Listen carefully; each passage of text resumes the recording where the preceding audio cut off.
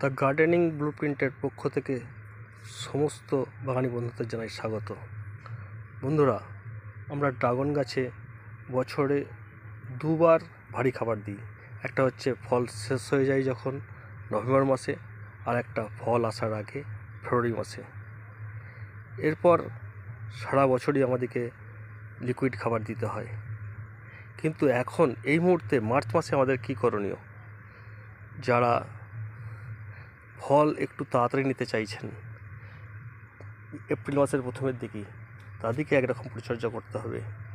আর যারা একটু লেট করে ফল নিতে চাইছেন, অর্থাৎ গরমের জন্যে প্রথমের দিকে অনেক ফুল নষ্ট হয়ে যায়, আমরা সেই সময় যদি ফল না নিতে চাই, তাহলে আমাদেরকে আর একটা আলাদা পরিচর্যা করতে হবে।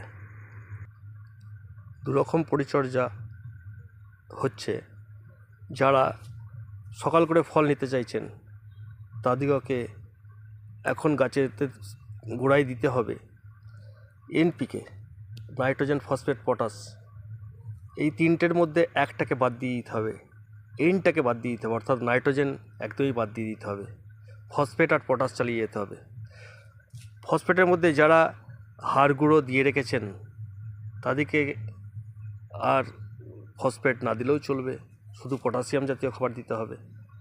আর যারা হাড় গুঁড়ো দিয়ে রাখেননি তাদেরকে ফসফেট এবং পটাশ দুটোই দিতে হবে।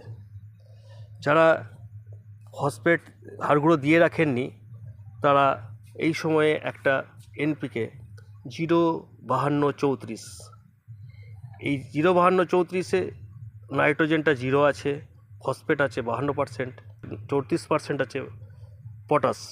এইটাকে 1 লিটার জলে 2 গ্রাম 15 দিন ছাড়া গোড়ায় দিতে পারেন, খুব ভালো কাজ দেবে।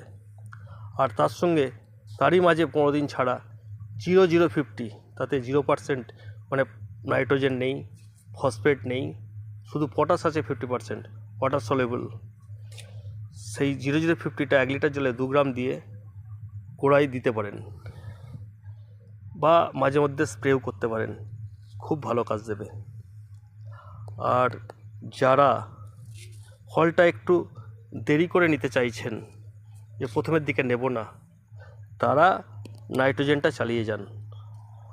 এনপিকে 3টিই দিতে থাকবেন, তাতে নাইট্রোজেনের জন্য থাকে, মানে খোলের জলটা ভালো করে দিয়ে যান। তাহলে একটু লেট করে আসবে, একটু দেরি হবে, গাছ তার নিজের সময় মতো ঠিক ফল আনবে, তবু একটু তুলনামূলক দেরি করে ফলটা আসবে। আমার এই উপস্থাপনা এইটা যদি আপনাদেরকে ভালো লাগে, আমার চ্যানেলটাকে সাবস্ক্রাইব করে পাশে থাকবেন। আপনারা সকলে ভালো থাকুন, সুস্থ থাকুন।